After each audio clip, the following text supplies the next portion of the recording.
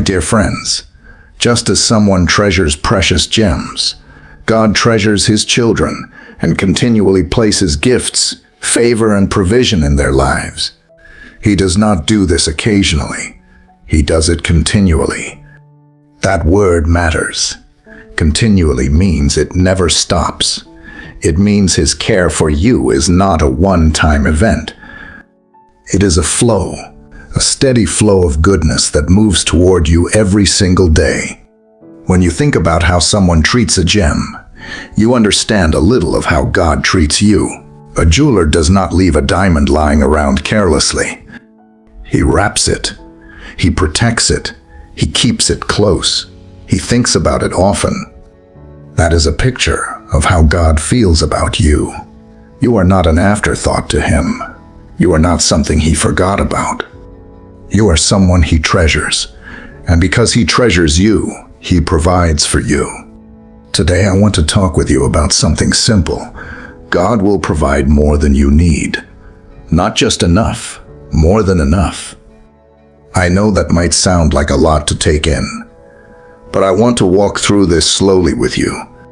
I want us to look at this together, calmly, like two friends sitting down to talk about something important. There is a verse in the Bible that captures this so clearly.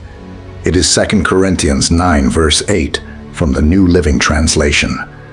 It says, "And God will generously provide all you need. Then you will always have everything you need and plenty left over to share with others." Read that again slowly.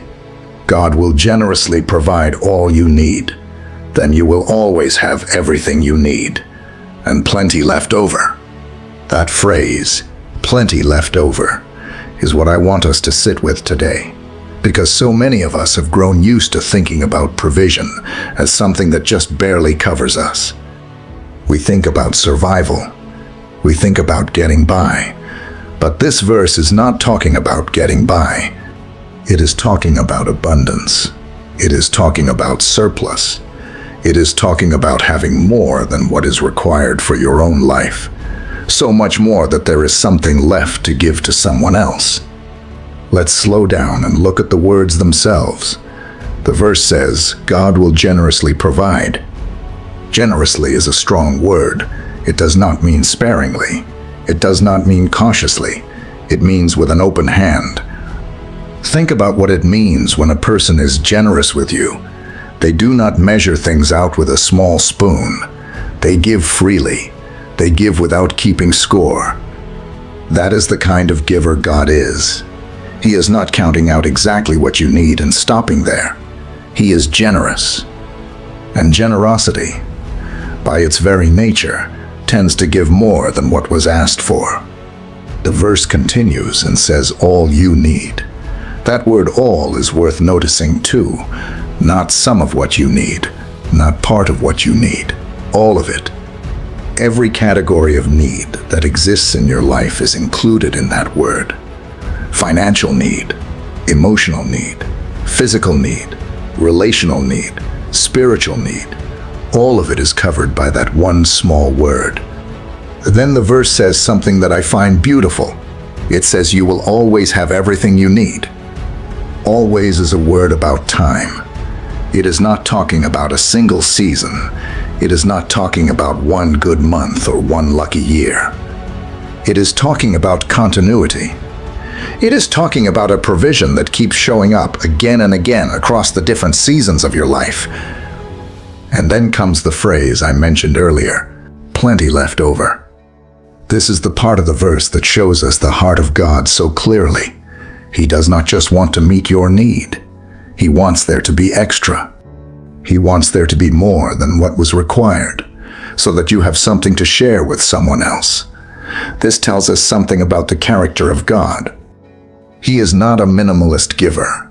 He is an abundant giver. Now I want to talk about grace for a moment, because that word appears earlier in this passage, even though I did not read the full verse before it. Grace is the foundation of this whole promise. Grace means unearned favor. It means receiving something you did not work for and did not deserve.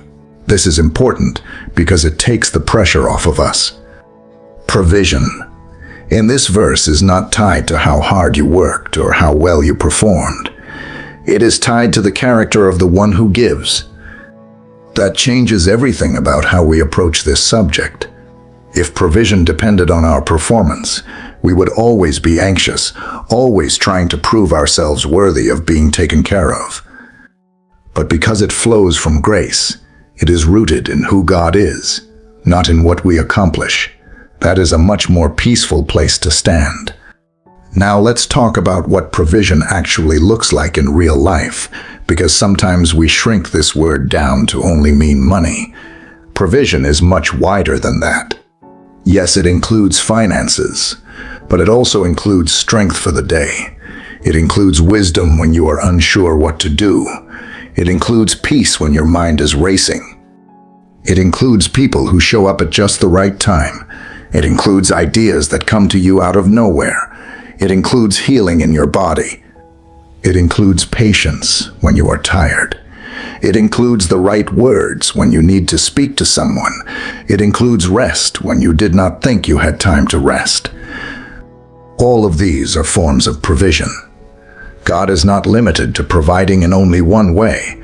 He provides according to what the moment calls for. Some days, what you need most is money. Other days, what you need most is clarity. Other days, what you need most is comfort or courage or simply the strength to keep going. God sees all of that, and He provides accordingly. This is part of what makes His provision so personal. It is not generic. It is not one size fits all. It is shaped around your actual life, your actual circumstances, your actual need in that moment. I want to share something small with you, an image from the life of Abraham that has always stood out to me. At one point, Abraham looked up and saw a ram caught in a thicket by its horns. The ram was already there. It was not something Abraham had to create. It was not something he had to go searching for across long distances. It was already present, close by, right in that moment of need. He simply had to look up and see it. I think about that image often when I think about provision. Sometimes what we need is not far away. Sometimes it is already near us, already present, and all that is required of us is to notice it. That is not a story I want to spend a lot of time on today, but that single image, a ram caught in a thicket, close by and already provided, is a picture worth carrying with you. It reminds us that provision is not always something distant. Sometimes it is right where you are. Let's go back to the verse and talk about the phrase, every good work. The verse says that God provides so generously that you have plenty left over to share with others. And this abundance connects to what the passage calls every good work. This tells us something important. Provision is not only for consumption, it is also for purpose. God does not simply want to fill your cup so you can sit and admire it. He fills your cup so that it overflows into the lives around you. Your provision becomes a channel through which good things reach other people. This is part of why He gives more than enough. If He only gave exactly what you needed, there would be nothing left to give away. But because He gives with surplus, you become someone who can bless others, not out of your own effort to manufacture generosity, but simply because you have more than enough already flowing through your life. This is a beautiful design. It means your provision is connected to something bigger than just your own comfort. It is connected to purpose. It is connected to the good work God has placed in front of you. Now let's talk about identity for a moment, because this ties back to where we started. You are treasured. That word is not small. To be treasured means you are valued highly, kept close, protected, and cared for with attention. Your provision flows from that treasured place. It is not something you have to fight for or prove yourself worthy of. It is a natural outflow of how God sees you. Think about how a parent provides for a child they love deeply. The parent does not require the child to earn their meals or prove their worth before receiving care. The provision flows simply because of the relationship. that is closer to how God provides for you. It flows from relationship, not performance. It flows from love, not obligation. This is a much lighter way to live.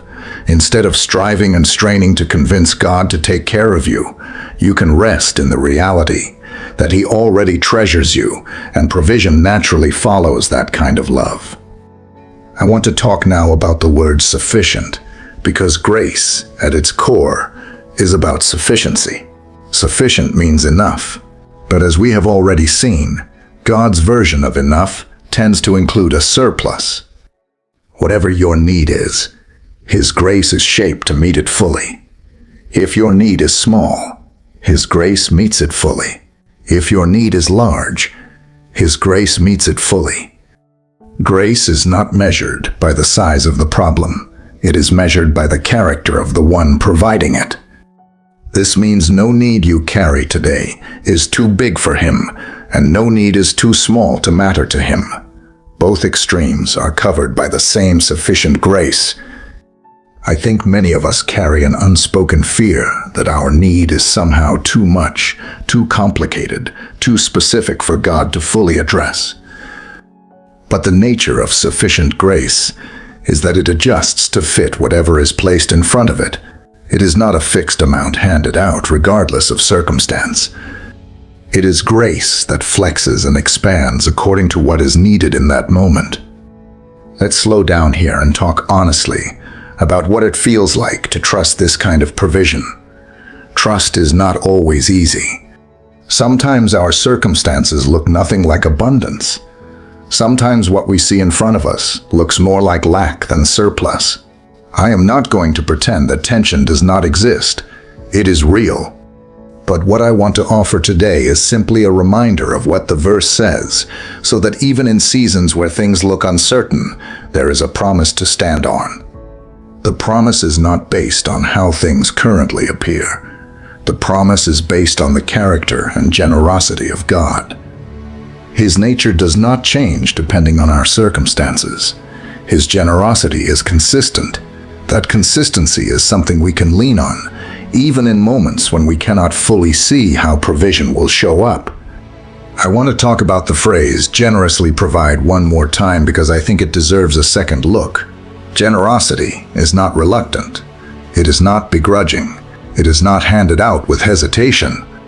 When someone is truly generous, there is a kind of joy behind their giving. They are not looking for a way out of giving.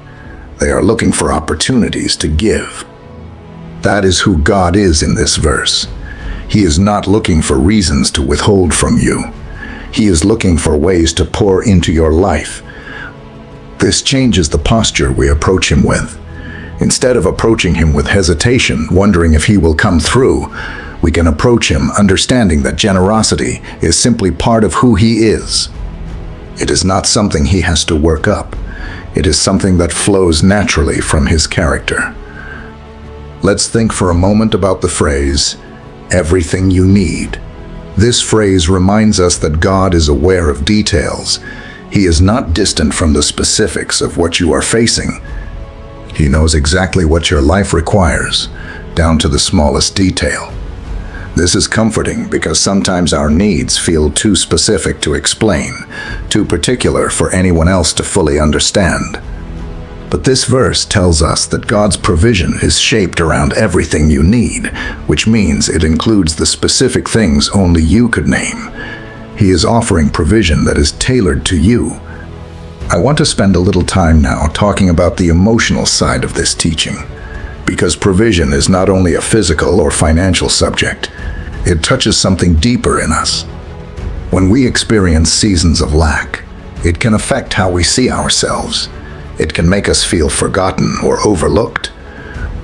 But this verse reminds us that we are not overlooked. We are treasured. And because we are treasured, provision continually flows toward us, even in seasons when it might be hard to see clearly. I think it helps to remember that provision sometimes moves in ways we do not immediately recognize, not because it is hidden from us on purpose, but because we are looking for it in one form, while it is arriving in another. Someone might be looking only for money, while what shows up first is a person who offers wisdom that changes their whole approach. Someone might be looking only for a quick answer, while what shows up first is patience that carries them through the waiting itself. Provision often wears different faces depending on the season. This is why it helps to hold a wide view of what provision can look like, rather than a narrow one. Let's return to the heart of this verse one more time.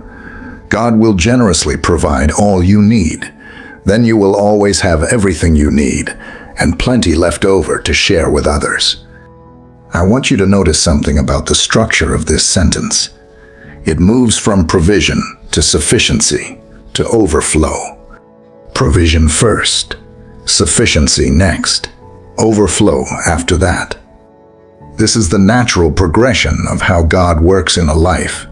He does not skip steps. He does not rush past provision straight to overflow without first meeting the need in front of you. He starts where you are. He meets what is required. And from that place, he continues to build until there is more than enough, until there is surplus, until there is something to share. This progression is worth remembering because it means wherever you are right now, whatever stage you find yourself in, you are not disconnected from this promise. If you are in a place where you simply need your basic need met, that is covered by this verse. If you are in a place of sufficiency already, that is covered by this verse. If you are in a place of overflow, ready to give to others, that is covered by this verse too. Every stage matters. Every stage is part of the picture. I want to talk now about the phrase "to share with others," because it reveals something meaningful about the purpose behind provision. God's provision in your life is not meant to end with you. It is meant to continue through you. You become a link in a chain of generosity. What you receive, you have the ability to pass along. This does not mean everything you receive is meant to leave your hands immediately. It simply means that abundance carries a natural direction, an outward direction, a direction that reaches beyond your own life, into the lives of people around you. This is part of what makes God's provision so different from simply accumulating for its own sake. It carries purpose. It carries direction. It connects you to a larger story than just your own comfort. Let's talk for a moment about rest, because I think this teaching naturally leads there. When you understand that provision flows from God's generous character rather than your own performance, it allows you to rest. Not a passive kind of rest where you do nothing, but an internal rest, a quiet confidence that does not need to strain or force outcomes. This kind of rest changes how you carry your days. Instead of carrying constant pressure about whether things will work out, you carry a steady trust that provision is already part of how God relates to you. That trust does not remove the reality of challenges, but it changes how you hold them. It gives you a foundation underneath the challenges, a foundation that does not shift depending on how things look on any given day. I want to speak now about something simple but often overlooked. God's provision is not dependent on your understanding of how it will happen. You do not need to know the mechanism. You do not need to see the pathway in advance. The ram that Abraham looked up and saw was not something he had engineered or planned for. It was simply there, provided, ready at the moment it was needed. This is often how provision works. We do not always see the process behind it. We simply arrive at the moment and find that what was needed is present. This does not mean we sit back and disengage from our lives. It means we hold a quiet trust that even the parts we cannot see are being handled by a God who treasures us and provides continually. Let's take a moment to reflect on the word continually one more time, because I think it deserves to be repeated. Continually, not once, not occasionally, continually. This word tells us that provision is not a single transaction. It is an ongoing relationship. God is not someone who provides for you once and then steps back to watch from a distance.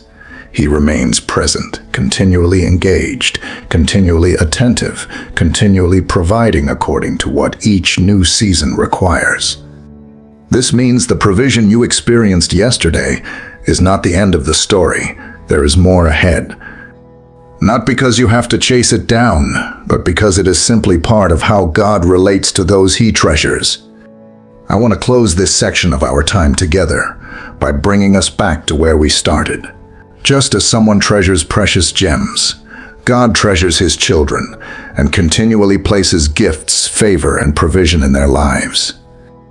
That is the foundation of everything we have talked about today. Provision is not random. It is not accidental. It flows from the fact that you are treasured. And because you are treasured, His generosity continues to move toward you, meeting your need fully, and often leaving more than enough left over. Now, before we close, I want to take a moment to speak some blessings over you simply as words spoken directly to you, because I believe words carry weight, and I want to speak life over your life today. I speak provision over you. I speak sufficiency over your life. I speak surplus over your finances, your strength, your peace, and your relationships. I speak wisdom over every decision you are facing right now. I speak clarity over the confusion you may be walking through. I speak strength over the tiredness you may be carrying. I speak rest over your mind. I speak steadiness over your heart. I speak provision over your family. I speak provision over your work, your health, and your future. I speak abundance over every empty place in your life. I speak more than enough over every situation that currently looks like lack. I speak continual care over your days ahead. I speak treasured identity over your life, because that is who you are. You are not forgotten. You are not overlooked. You are treasured, and provision continually flows toward you because of that truth. I speak peace over your home. I speak favor over your steps today. I speak good things over every relationship connected to your life. I speak encouragement over anyone who has felt discouraged recently. I speak hope over anyone who has felt weary. I speak calm over anyone who has felt anxious. I speak plenty over every place that has felt like not enough. I speak these words over you simply, sincerely, and with a full heart. May they settle into your life exactly the way they were spoken. Amen. Now, beloved, before we finish today, I want to ask something of you, and I want to ask it with real humility. If this teaching added something to your day, even something small, I would be so grateful if you would like this video. It helps this message reach more people who might need to hear it. I would also be grateful if you would share it with someone. Maybe there is a friend, a family member, or someone you know who could use a reminder today that God provides more than enough. Sharing this with them costs you very little, but it might mean a great deal to them. I also want to invite you to leave a comment below. Not just any comment, but a declaration, a simple statement of faith that connects with what we talked about today. You could write something like, "God provides more than I need." Or you could write, "I am treasured." Writing these words is not just a formality. There is something meaningful about putting words into writing, especially words of faith. It becomes a marker, a small record of where your heart is standing today. It also becomes an encouragement to someone else who might be scrolling through these comments later, someone who needs to see that they are not alone in believing these things. Your words might be exactly what someone else needs to read. So I want to encourage you gently and sincerely to take a moment and write that declaration below. Let it be simple. Let it be honest. Let it come from your own heart. Thank you for spending this time with me today. Thank you for sitting with these words, for reading slowly, for allowing this message to settle into your life. I do not take that lightly. I am grateful for you, for your presence here, and for the trust you place in taking time to listen to this teaching. May you walk away from today carrying a quiet confidence that you are treasured, and that because you are treasured, Provision continually flows toward you, more than enough, exactly as this verse promises. Thank you again for being here. I hope to see you in the comments, and I hope to see you again next time we sit down together to talk about these things.